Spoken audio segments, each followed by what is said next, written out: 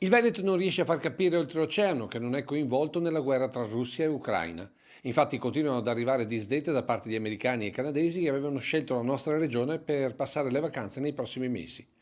La regione ammette il problema di comunicazione nonostante la costante presenza del Veneto in tutte le principali fiere turistiche del mondo. Comunicare meglio e le informazioni purtroppo che girano tramite i social a volte sono distorsive e quindi il compito nostro, ovviamente come regione ma non solo, è quello di promuovere queste informazioni in maniera corretta e così cercare di attirare i turisti anche nei momenti di difficoltà. Questo tenendo conto che la pandemia ha causato perdite medie di fatturato intorno all'80% e che con le sanzioni solo a Pasqua l'assenza dei visitatori provenienti da Mosca si tradurrà in 20 milioni di mancati incassi per le strutture ricettive italiane.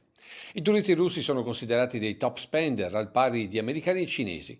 Resta quindi il mercato interno, con tanti italiani che, al pari dello scorso anno, sceglieranno per le loro vacanze mete nazionali e quindi anche il Veneto, ma in una situazione di crisi diminuiranno i giorni e quindi anche gli introiti per le strutture turistiche.